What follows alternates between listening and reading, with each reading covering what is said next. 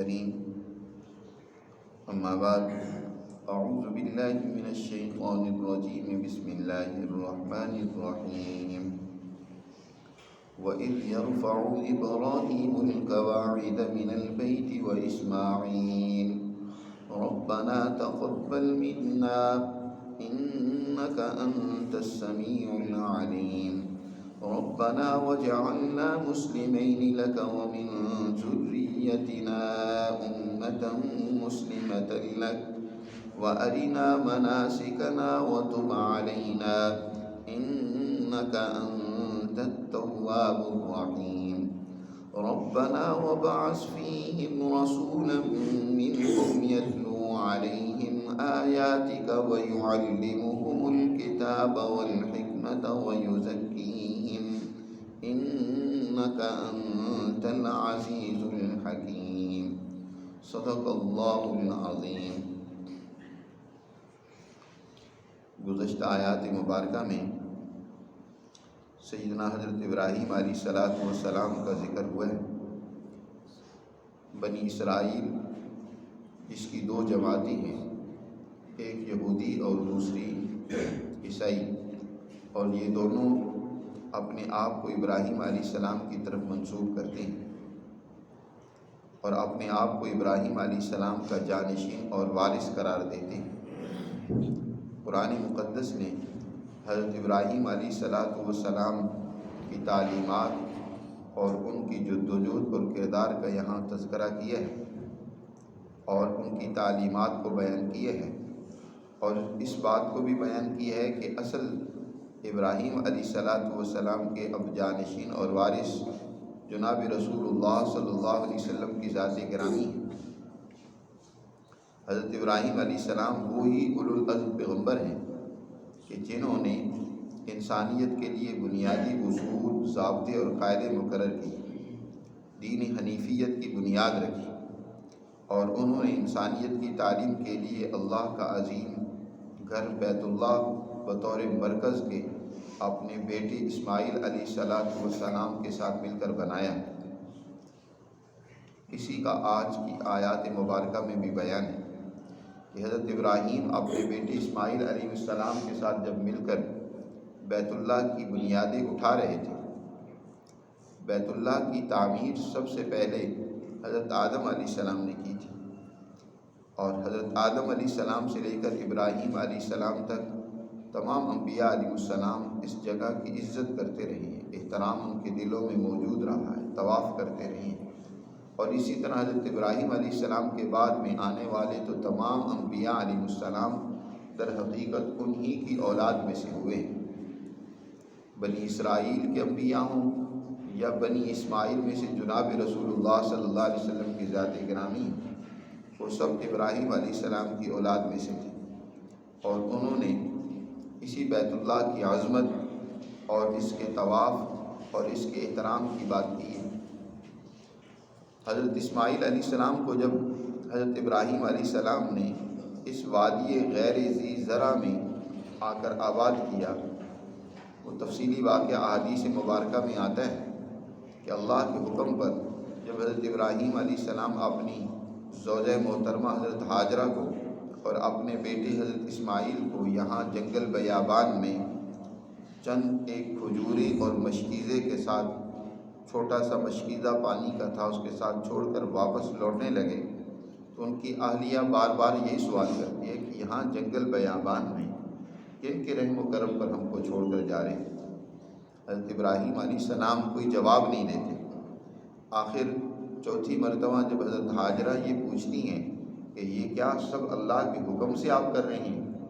تو حضرت ابراہیم علیہ السلام نے اس بات میں سر ہلا دیا کہ ہاں میں یہ اللہ کے حکم سے کر رہا ہوں۔ تو حضرت ہاجرہ نے کہا کہ پھر ہمیں کسی قسم کا کوئی ڈر اور خوف نہیں ہے، اللہ سبحانہ و تعالی ہی ہماری حفاظت کرے گا، ہمارا اعتماد اور توکل اسی پر۔ حضرت ہاجرہ نے یہاں پہلے تو کھجوریں اور اس پانی کو استعمال کرتی رہیں، جب وہ ختم ہو گیا تو حضرت اسماعیل علیہ السلام کے لیے بھی پیاس اور پانی کی شدت برداشت کرنا مشکل ہو گئی، معصوم بچے ہیں ابھی، اور حضرت حاجرہ سے بھی دودھ کا آنا مشکل ہو گیا کیونکہ وہ خود بھوک سے نڈھال ہے۔ حضرت حاجرہ یہاں اس بات کو دیکھنے کے لیے کہ کوئی مونس غمخوار کوئی مسافر ایسا مل جائے جو ہماری اس موقع پہ مدد کرے، صفا پہاڑی پر چڑھتی ہیں اور ہر طرف دیکھتی ہیں کہ کوئی انسان یہاں نظر آ جائے، لیکن جب کوئی نظر نہیں آتا تو بڑی بے چینی کے ساتھ وہاں سے نیچے اترتی ہیں۔ وادی میں جہاں حضرت اسماعیل علیہ السلام کو لٹایا ہوا تھا وہاں پہنچتی ہیں، اپنے بیٹے کو دیکھتی ہیں، پھر پانی کی تلاش میں کسی انسان کو دیکھنے کے لیے مروہ پہاڑی پر چڑھ جاتی ہیں۔ اس طریقے سے صفا اور مروہ کے درمیان 7 چکر کاٹتی ہیں۔ حضور نبی کریم صلی اللہ علیہ وسلم نے ارشاد فرمایا، یہ جو تم صفا و مروہ کے درمیان 7 چکر لگاتے ہو، یہی وہ تمہاری والدہ حضرت حاجرہ کی سنت ہے جو تم زندہ کرتے ہو۔ 7ویں مرتبہ حضرت حاجرہ نے آواز سنی تو آواز میں انہوں نے اس کو پہچانا کہ یہ کسی انسان کی آواز ہے۔ دوسری مرتبہ پھر سنا تو بالکل واضح آواز تھی، اور جب حضرت اسماعیل علیہ السلام کے پاس لوٹی تو وہاں جبرائیل امین کو وہاں دیکھا، اور جبرائیل امین نے حضرت حاجرہ کو کہا کہ آپ اس جنگل بیابان میں کس کے بھروسے پر ہیں؟ کیسے ہیں؟ کہا کہ اس مالک کے بھروسے پر ہیں جس نے حضرت ابراہیم علیہ السلام کو حکم دیا ہے یہاں ہمیں چھوڑنے کے لیے۔ فرمایا پھر پریشان ہونے کی کیا ضرورت ہے، وہ مالک تمہاری حفاظت کرے گا، تمہاری ضروریات کا انتظام کرے گا۔ حضرت جبرائیل امین نے اپنا پاؤں اس جگہ پر مارا جہاں حضرت اسماعیل علیہ السلام لیٹے ہوئے تھے تو وہاں سے پانی کا ایک چشمہ پھوٹ پڑا۔ مختلف روایات ہیں، حضرت اسماعیل علیہ السلام کے پاؤں کے رگڑنے سے وہ پانی کا چشمہ پھوٹا، یا زیادہ صحیح روایت یہ ہے کہ جبرائیل امین کے عمل سے وہ چشمہ پھوٹا۔ حضرت حاجرہ نے اس سے پانی استعمال کیا اور اس کے اردا گرد منڈیر بنا کر اس کو محفوظ بھی کر لیا۔ کچھ عرصے بعد قبیلہ بنو جرم جو ادھر سے گزر رہا تھا اس نے کچھ آبی پرندوں کو دیکھ کر یہاں محسوس کیا کہ یہاں پانی موجود ہے، چنانچہ حضرت حاجرہ اور حضرت اسماعیل علیہ السلام سے اجازت لے کر وہ بھی یہاں رہنا شروع ہو گئے۔ بعد میں حضرت اسماعیل علیہ السلام جب بڑے ہوتے ہیں تو اسی قبیلے میں وہ شادی بھی کر لیتے ہیں۔ جب حضرت اسماعیل علیہ السلام اپنے سن بلوغ کو پہنچتے ہیں اور وہ واقعہ قربانی کا بھی پیش آ چکا ہے، اس کے بعد ایک دن اسی چشمے پر، زمزم کے چشمے پر وہ تیروں کو درست کر رہے تھے کہ حضرت ابراہیم علیہ السلام آتے ہیں اور آ کر اللہ کا حکم بتلاتے ہیں کہ یہاں اس جگہ پر ہمیں حکم ملا ہے کہ ہم اللہ کے گھر کی تعمیر کریں۔ حضرت اسماعیل علیہ السلام اس کے لیے مکمل آمادگی کا اظہار کرتے ہیں۔ حضرت اسماعیل علیہ السلام اپنے والد کے ساتھ مل کر بیت اللہ کی تعمیر کا کام شروع کرتے ہیں۔ پتھر دور دور سے پہاڑوں سے اٹھا اٹھا کر حضرت اسماعیل علیہ السلام لاتے جاتے ہیں، ابراہیم علیہ السلام ان کو نصب کرتے چلے جاتے ہیں۔ قرآن نے یہی ذکر کیا، وَإِذْ يَرْفَعُ إِبْرَاهِيمُ الْقَوَاعِدَ، اور جب ابراہیم بنیادوں کو، بیت اللہ کی بنیادوں کو اٹھا رہے تھے، اور وہ اسماعیل، اور اسماعیل علیہ السلام بھی ساتھ تھے، ساتھ ساتھ بیت اللہ کی تعمیر ہو رہی تھی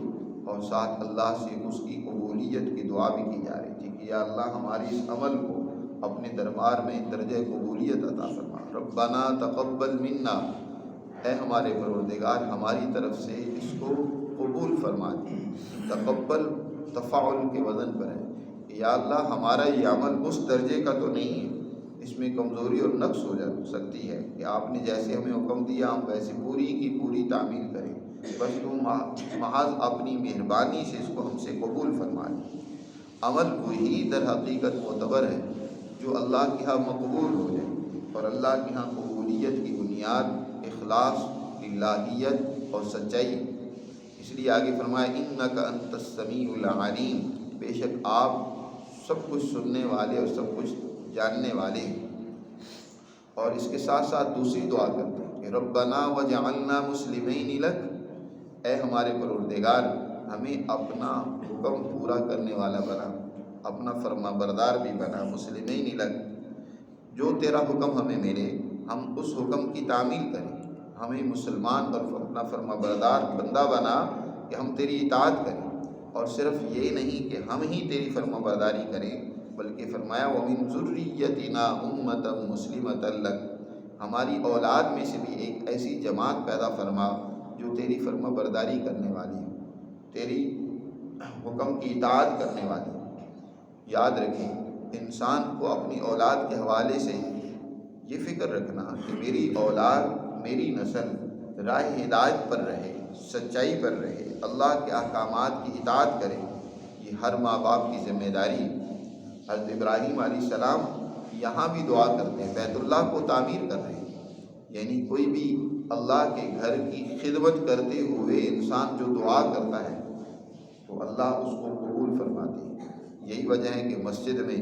نماز کے بعد کی جانے والی دعائیں بھی اللہ قبول فرماتا ہے، اور وہ دعا ہم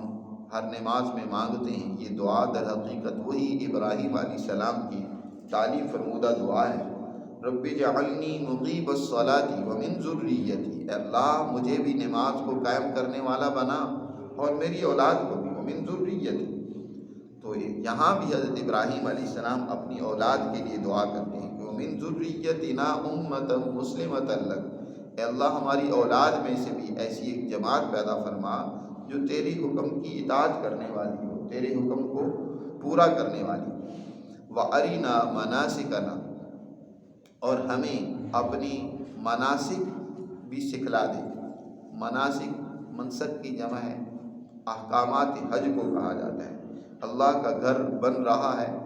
دوسری جگہ پر جب اللہ نے بیان فرمایا کہ جب اس مکان کی بیت اللہ کی تعمیر مکمل ہو گئی تو اللہ تعالیٰ نے حضرت ابراہیم علیہ السلام کو فرمایا کہ اب لوگوں میں منادی اور اعلان کر دو کہ وہ اس بیت اللہ کا طواف کریں، یہاں جمع ہوں، اور اس گھر کے اندر، کیونکہ مثابۃ للناس اللہ نے اس کو بنایا تھا، انسانیت کے یہاں بار بار لوٹنے کا مرکز اس کو بنایا تھا کہ یہاں پوری دنیا سے انسانیت آئے، یہاں سے تعلیم و تربیت لے کر اپنے مقامات پر جا کر کام کرے۔ تو حضرت ابراہیم علیہ السلام اللہ سے دعا کرتے ہیں کہ جو ہماری ذمہ داریاں ہیں، یہاں جو احکامات ہیں حج کے، وہ بھی ہمیں سکھا۔ جب بیت اللہ کی تعمیر مکمل ہو گئی، جبرائیل امین آئے اور حضرت ابراہیم علیہ السلام اور حضرت اسماعیل علیہ السلام کو ساتھ لے کر مینا پر جاتے ہیں۔ وہاں شیطان سامنے آیا، حج کے احکامات کی تعمیل میں اس نے رکاوٹ ڈالنے کی کوشش کی، تو حضرت ابراہیم علیہ السلام نے کنکریاں اٹھا کر اس کو ماری، اور یہاں عرفات، پھر یہاں سے عرفات میں لے کر گئے، پھر عرفات سے مزدلفہ، وہ جتنے بھی حج کے احکامات اور ارکان ہیں، حضرت ابراہیم اور اسماعیل کو جبرائیل امین نے باقاعدہ تعلیم فرمائے کہ یہ احکامات تم نے حج کے موقع پر سر انجام دینے۔ تو حضرت ابراہیم علیہ السلام اللہ سے دعا کرتے ہیں کہ اللہ ہمیں ہمارے مناسک کی تعلیم بھی فرما، وہ بھی ہمیں سکھلا دے اور دکھلا دے۔ وَتُبْ عَلَيْنَا، اور ہماری توبہ بھی قبول فرما، ہم سے جو لغزشیں اور خطائیں ہو جائیں ان سے درگزر فرما، ہم تیری طرف رجوع کرتے ہیں، ہماری توبہ بھی قبول فرما۔ اِنَّكَ أَنْتَ التَّوَّابُ الرَّحِيمُ، بے شک تو ہی بہت زیادہ توبہ قبول کرنے والا، انتہائی مہربان۔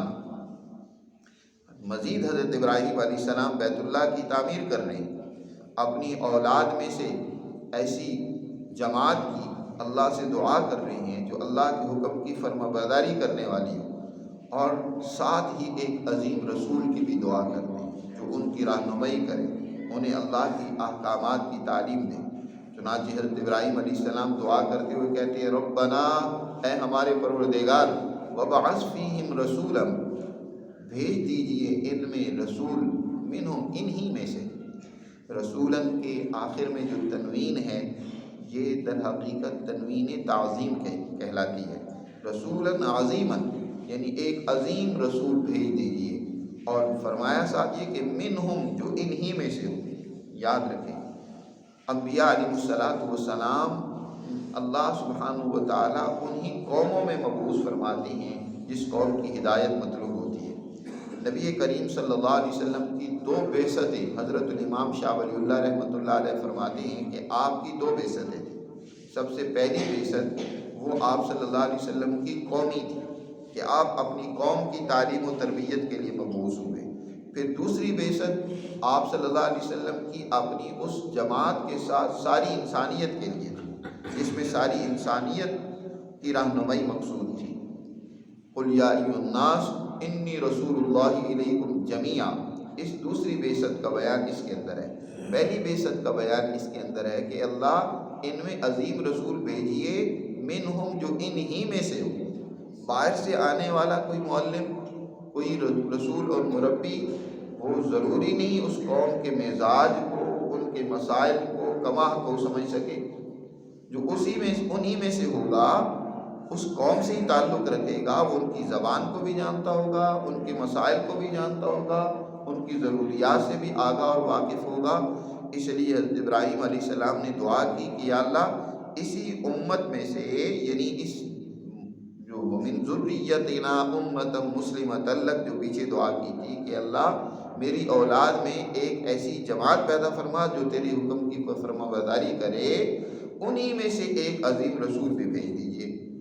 اور یہ دعا حضرت ابراہیم علیہ السلام کی نبی کریم صلی اللہ علیہ وسلم کے متعلق تھی کہ ایسا رسول ہے جو انہی میں سے ہو اور عظیم رسول ہو، اور اس کی آگے صفات بھی بیان کی کہ وہ ان صفات کا حامل ہو۔ تو سب سے پہلی بات یہ ہے کہ قومی رسول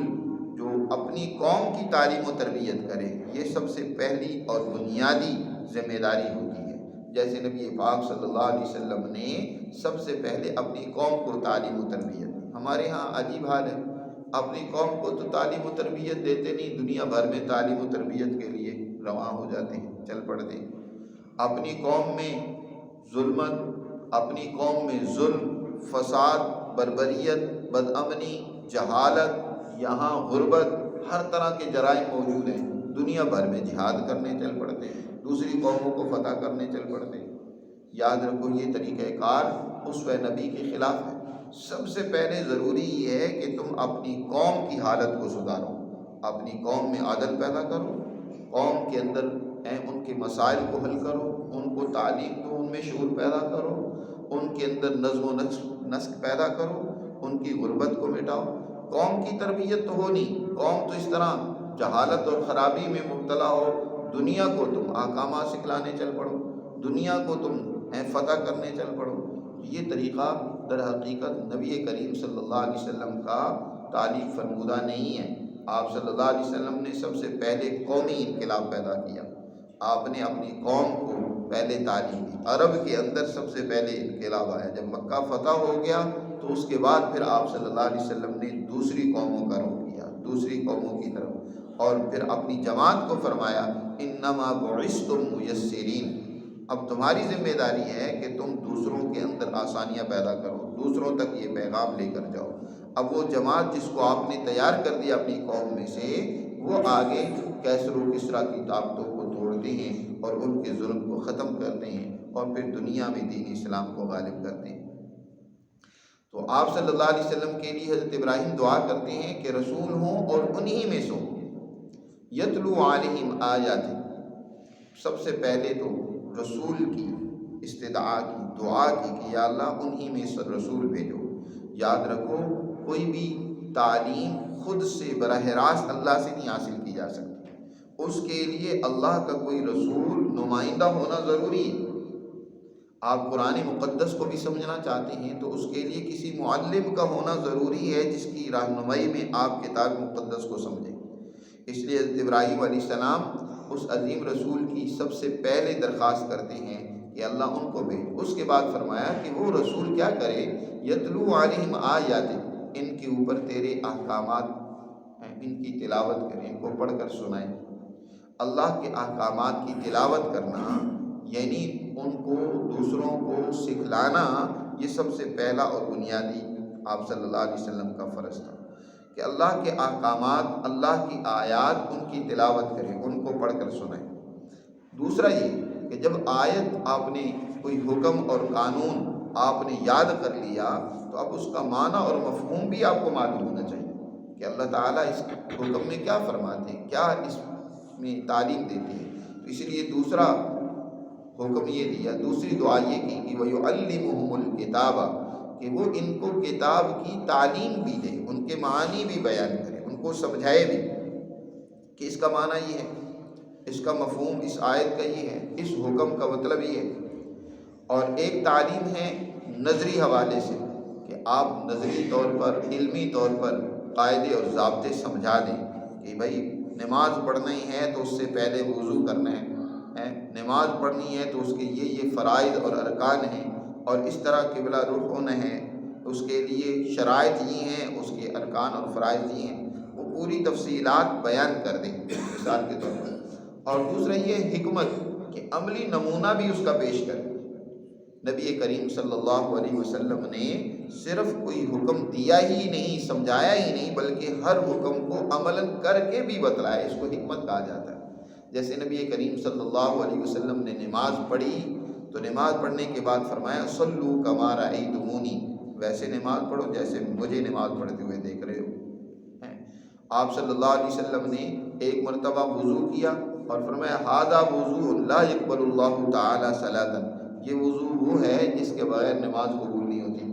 اور پھر آپ نے ایک مرتبہ دو مرتبہ اعضاء کو دھویا، وضو کیا، فرمایا ھذا وضوء الانبیاء من قبلی، یہ مجھ سے پہلے پیغمبروں اور نبیوں کا وضو تھا۔ اور پھر آپ نے تین مرتبہ اعضاء کو دھو کر فرمایا ھذا وضوئی، یہ ہے میرے وضو کا طریقہ، یہ میرا عمل ہے، یہ میری حکمت اور سنت ہے، اس کو اپناؤ۔ اسی طرح آپ صلی اللہ علیہ وسلم نے اپنے معاشرے میں عدل و انصاف کو قائم کیا، وہ پورا عملاً نظام قائم کر کے بتلایا، اور حضور صلی اللہ علیہ وسلم کا وہ اسوہ، وہ سیرت ہمارے سامنے۔ آپ صلی اللہ علیہ وسلم نے کس طریقے سے وہاں غربت کا خاتمہ کیا، وہاں کس طرح انتشار اور فرقہ واریت اور نفرتوں کو مٹایا، وہ آپ صلی اللہ علیہ وسلم کا سارا اسوہ انسانیت کے سامنے، اس کو حکمت کہا جاتا ہے۔ حکمت کی تعریف حکماء نے یہ کی ہے معرفت الاشیاء کما ہی ووضعها علی محلها علی الصواب، کہ کسی چیز کی حقیقت کو پہچان لینا، مکمل اس کی حقیقت کو جان لینا، اور پھر جو اس کا اصل محل ہے اچھے اور درست طریقے سے اس کو اس کے محل پہ رکھ دینا، یہ حکمت کہلاتی ہے۔ آپ محض علمی طور پر ایک قاعدہ سمجھ لیں، لیکن پھر بھی آپ سے غلطی ہو جائے گی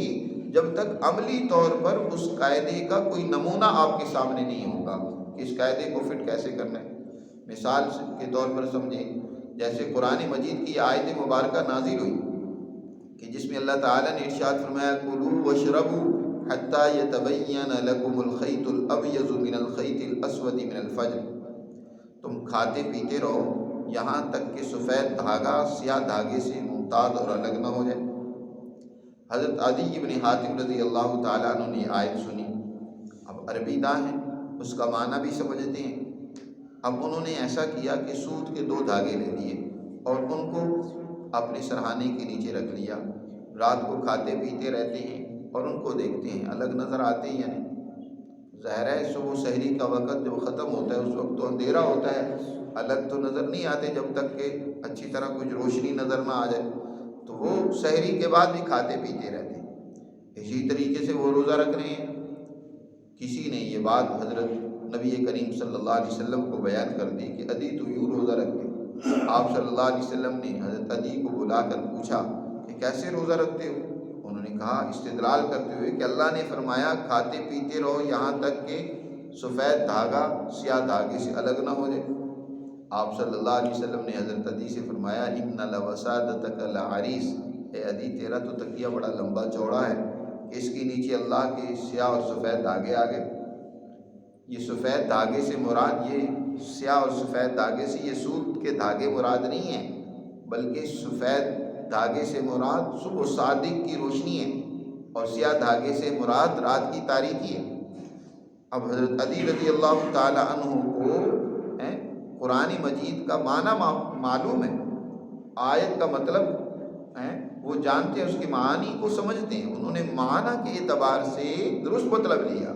لیکن مراد خداوندی یہ نہیں تھی جب تک نبی کریم صلی اللہ علیہ وسلم نے خود اس کی وضاحت نہیں کر دی، آپ صلی اللہ علیہ وسلم نے بیان نہیں کر دیا کہ اس کا مطلب در حقیقت ہی ہے۔ تو حکمت در حقیقت ہی ہوتی ہے کہ منظم انداز میں کسی کام کو کرنے کا عملی نمونہ پیش کرنا۔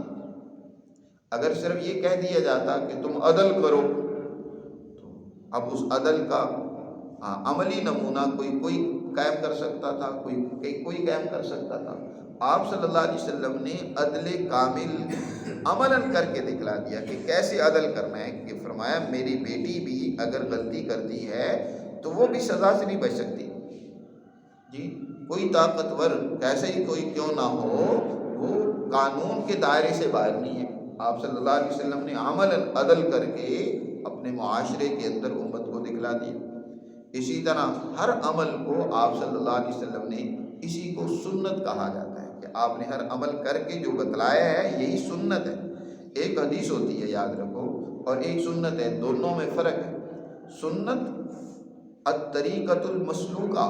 وہ راستہ ہوتا ہے جس پر مسلسل حضور نے بھی عمل کیا ہو اور حضور کی جماعت نے عمل کیا ہو، وہ طریقہ سنت کہلاتا ہے۔ حدیث میں تو بہت ساری ایسی باتیں بھی آ جاتی ہیں جو آپ صلی اللہ علیہ وسلم نے پہلے ان پر عمل کیا کسی حکمت کے پیش نظر، بعد میں ان میں عمل کو ختم کر دیا، ان کو منسوخ کر دیا۔ تو اس لیے سنت در حقیقت وہی حکمت ہے۔ اس کو یہاں علماء نے بیان فرمایا کہ الکتاب سے مراد قرآن مقدس کی تعلیم، وَيُعَلِّمُهُمُ الکتاب، قرآن کے معانی اور مفاہیم کو اور اس کے قاعدے اور ضابطوں کی تعلیم دینا ہے، اور حکمت سے مراد در حقیقت نبی کریم صلی اللہ علیہ وسلم کا وہ اسوہ ہے، وہ حضور کی سنت ہے، جو حضور صلی اللہ علیہ وسلم نے ہر قاعدے اور قانون کو جو بیان کیا عملاً اس کو جیسے کر کے دکھلایا ہے اس کو سامنے رکھنا ہوگا۔ لیکن اب بھی مکمل انسان اللہ کی تعلیمات پر عمل نہیں کر سکتا جب تک ایک چوتھی چیز بھی سامنے نہ ہو، وہ ہے انسان کے قلب کا تزکیہ۔ اس لیے حضرت ابراہیم علیہ السلام دعا کرتے کہ وہ یزکیہم، وہ ان کا تزکیہ بھی کرے، ان کے دلوں کو مانجے بھی، ان کے دلوں کو پاک بھی کرے۔ یاد رکھو اگر دلوں کے اندر کجی موجود ہو، خرابی موجود ہو، تو انسان پھر بھی درست عمل نہیں کر سکتا، پھر بھی کوئی نہ کوئی غلط راستہ نکال لیتا ہے، کوئی نہ کوئی حیل و حجت اپنے لیے پیدا کر لیتا ہے۔ دل کے اندر جتنی صفائی ہوگی، جتنی طہارت اور پاکیزگی ہوگی، جتنا تزکیہ ہوگا، اتنی ہی اللہ کی مراد سمجھنے میں آسانی اور درستگی ہوگی۔ اگر دل کے اندر مثال کے طور پر یہودیت بھری ہوئی ہے تو اسی قرآن کو پڑھ کر یہودیت نکال لے گا، عیسائیت بھری ہوئی ہے تو اسی قرآن کو پڑھ کر اس سے عیسائیت نکال لے گا، کوئی اور فرقہ واریت بھری ہوئی ہے تو اسی قرآن کو پڑھ کر وہ اپنے فرقے کی کتاب بنا لے گا۔ آج آپ دیکھتے ہیں دلوں کا تزکیہ نہ ہونے کی وجہ سے آپ کے حکمران اسی قرآن سے استدلال کر کے اپنی بدماشی اور عیاشیوں کے لیے دلیل فراہم کر لیتے۔ آپ دیکھتے ہیں کہ اس وقت علماء سوء جو ہیں، علماء باطل ہیں، جو غلط کردار ادا کر رہے ہیں، وہ اسی قرآن سے اپنے اس غلطیوں کے لیے بھی استدلال کر لیتے ہیں کہ جو کچھ ہم کر رہے ہیں وہ ٹھیک ہے۔ جب تک دلوں کا تزکیہ نہ ہو، دلوں کی صفائی نہ ہو، تربیت نہ ہو، اس وقت تک انسان اللہ کی تعلیمات پر عمل نہیں کر سکتا۔ اس لیے نبی کریم صلی اللہ علیہ وسلم جہاں اللہ کی آیات کی تلاوت کرتے تھے، یعنی قرآن کے الفاظ سکھلاتے تھے کہ یہ اللہ کی کتاب کے الفاظ ہیں، آپ صلی اللہ علیہ وسلم نے حفاظ پیدا کیے، الفاظ قرآن بھی یاد کروائے، سکھلائے اور ان کے معانی بھی سمجھائے ہیں، اور وہاں جہاں آپ نے عملاً اس کا نمونہ بھی بنا کر پیش کیا کہ اس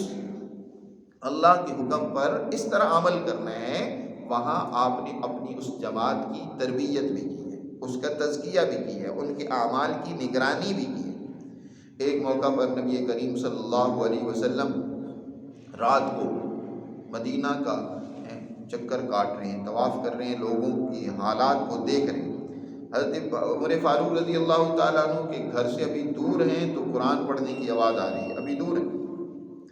اور حضرت ابوبکر رضی اللہ تعالیٰ عنہ کے گھر پہنچے، بہت قریب جا کر بہت دھیمی دھیمی آواز آ رہی ہے حضرت ابوبکر کی قرآن پڑھنے کی۔ اس طرح دیگر لوگوں کے بھی احوال دیکھ کر واپس آ گئے۔ آپ کا معمول تھا کہ فجر کے بعد بیٹھ کر لوگوں کے احوال سنا کرتے تھے، لوگوں کی تعلیم و تربیت فرمایا کرتے تھے۔ آپ صلی اللہ علیہ وسلم نے حضرت ابوبکر سے پوچھا کہ رات کو تم قرآن بہت آہستہ پڑھ رہے تھے، کیا بات ہے؟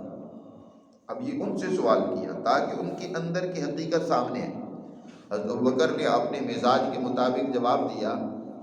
کہ اللہ کے رسول صلی اللہ علیہ وسلم میں اس کو قرآن سنا رہا تھا جو لا اسم والا ابصر، نہ تو بہرا ہے نہ گونگا ہے، نہ وہ یہ ہے کہ دیکھ نہ رہا ہو، سن نہ رہا ہو، اور نہ وہ بہرا ہے۔ اللہ کو سنا رہا تھا، وہ تو دل کی دھڑکن کو بھی جانتا ہے، اس لیے میں آہستہ پڑھ رہا تھا، جس کو سنانا تھا وہ سن رہا تھا۔ حضرت عمر سے پوچھا کہ اے عمر تم بڑے زور سے قرآن پڑھ رہے تھے؟ حضرت عمر فاروق رضی اللہ تعالیٰ عنہ نے اپنے مزاج کے مطابق جواب دیا، میں اس لیے اونچی آواز سے پڑھ رہا تھا کہ اوقظ الوسنان واطرد الشیطان، میں سوئے ہوئوں کو جگا رہا تھا اور شیطان کو بھگا رہا تھا۔ اونچی آواز سے پڑھ رہا تھا تاکہ جو ابھی سو رہے ہیں وہ بھی اٹھ جائیں اور شیطان بھاگ جائے، جب اس کے کانوں میں آواز پہنچے گی قرآن کی تو وہ یہاں سے بھاگ جائے گا۔ حضور صلی اللہ علیہ وسلم نے دونوں کی تحسین فرمانے کے ساتھ تربیت بھی کی، تزکیہ بھی کیا، اور دونوں کو اعتدال کا راستہ بتایا۔ حضرت ابوبکر سے فرمایا کہ تم ذرا اونچی آواز سے قرآن پڑھا کرو تہجد میں، اور حضرت عمر سے فرمایا تم تھوڑی سی آواز کو آہستہ کر دو، آہستہ پڑھا کرو، اتنا زور سے پڑھنے کی ضرورت نہیں ہے۔ یہ کیا ہے؟ در حقیقت تزکیہ ہے کہ عمل میں عدل پیدا کرنا، اعتدال پیدا کرنا۔ افراط و تفریط سے کسی عمل کے اندر تم بہت زیادہ غلو کر لو۔ بعض بڑے نیک اور دیندار ہوتے ہیں، وہ نفلوں کے اندر، نفلی عبادات کے اندر اتنا زور دیتے ہیں کہ وہ سمجھ لیا جائے کہ جیسے یہ نفل نہیں، یہ تو فرض ہو گئے۔ اور بعض ایسے ہیں جو فرضوں کو بھی اہمیت نہیں دیتے۔ یہ دونوں مبالغہ ہے، ایک ادھر زیادتی کر رہا ہے، چاہے وہ نوافل ہی پڑھ رہا ہے لیکن اس پر بڑا زور دے رہا ہے، نفلی عبادات کے اندر ہی لگا ہوا ہے ہر وقت، دوسروں کو بھی اس کی طرف کھینچ کے لا رہا ہے، ترغیب دیے جا رہا ہے کہ یہ کرو، لازمی کرو، تو وہ بھی زیادتی کر رہا ہے۔ اور دوسرا جو فرائض کی بھی اہمیت کو نہیں سمجھتا تو وہ بھی کوتاہی اور کمی میں مبتلا ہے۔ تو اعتدال ہو، عدل ہو، فرض کو فرض کے درجے میں رکھیں، سنت کو سنت کے درجے میں رکھیں، نفل کو نفل کے درجے میں رکھیں، ہر ایک کو اس کا درجہ دیں اور اس کے مطابق عمل کریں۔ یہ در حقیقت تربیت ہے، یہی تزکیہ ہے جو انبیاء علیہ السلام نے ساتھ تعلیم کے تلاوت اور تعلیم کے ساتھ ہیں، اور حکمت اور عملی نمونے کو بیان کرنے کے ساتھ ساتھ اپنی امت کا اور اپنی جماعت کا یہ تزکیہ بھی کیا ہے۔ اور پھر حضور نبی کریم صلی اللہ علیہ وسلم کی تشریف لے جانے کے بعد آپ کی امت کے اس ہر ایک شعبے کے اعتبار سے اسپیشلسٹ پیدا ہو گئے۔ تلاوت آیات کے حوالے سے قراء حضرات جنہوں نے اللہ کے قرآن کو بڑی تجوید کے ساتھ لوگوں کو سکھایا، ان کو تعلیم دی، ان کو یاد کروایا اور اس کو پڑھا۔ اور اسی طرح اس کے معنی سمجھانے کے حوالے سے علماء پیدا ہوئے، علماء شریعت جنہوں نے شریعت کی تعلیم دی، شریعت کے احکامات اور قوانین بیان کیے، نئے قوانین، نئے ضمنی قوانین اسی قرآن کی روشنی میں ان کو بیان کیا، باعلاج بیان کیے، جس کو فقہا کہا جاتا ہے۔ فقہا نے قرآن مقدس کے ان بنیادی قوانین اور ضابطوں کی تشریحات کی۔ اور اسی طرح حکمت کی تعلیم کے لیے ایسے مفکرین اور ایسے حکمران اور سیاسی ماہرین پیدا ہوئے کہ انہوں نے عملی طور پر اللہ کی ان قوانین اور شریعت کے مطابق نظام بنایا۔ شریعت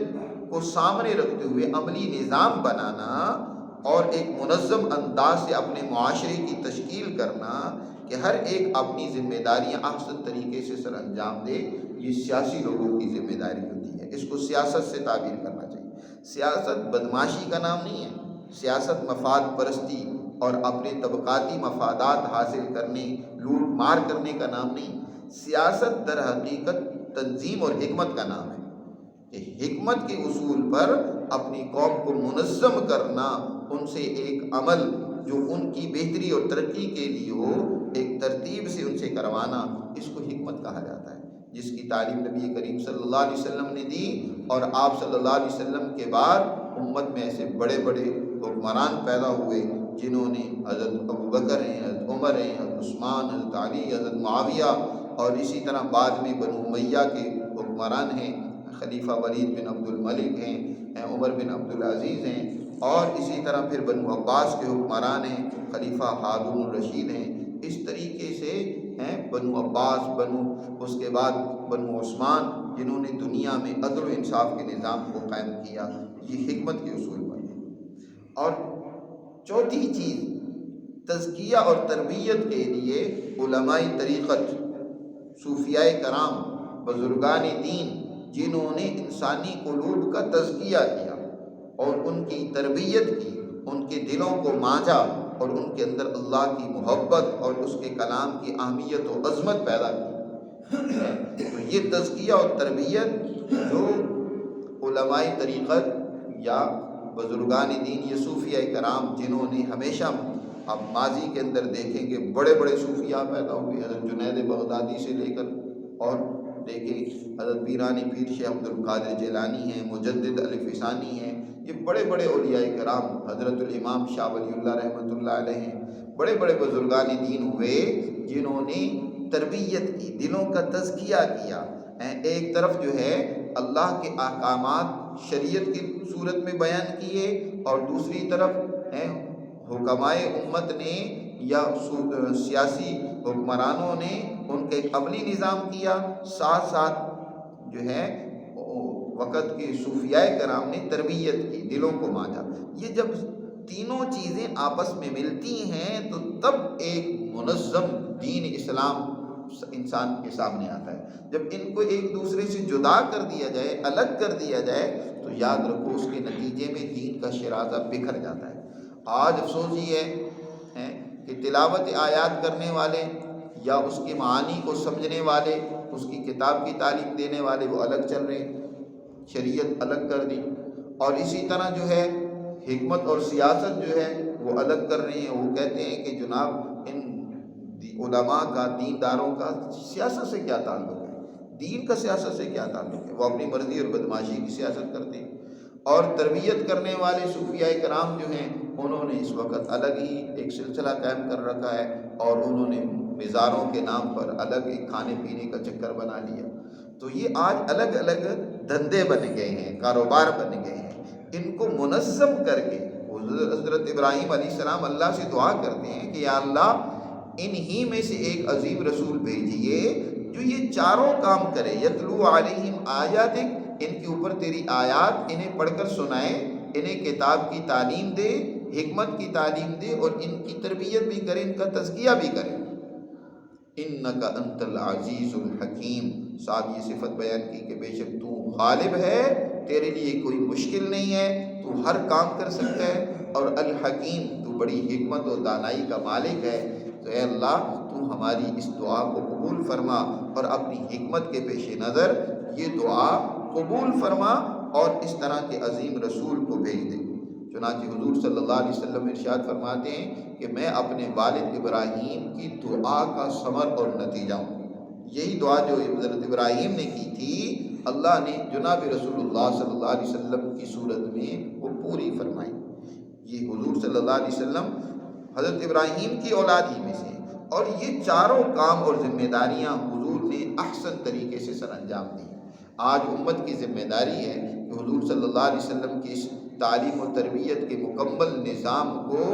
اکٹھے انداز میں، اجتماعی انداز میں سمجھ کر اس کے مطابق عمل کرے،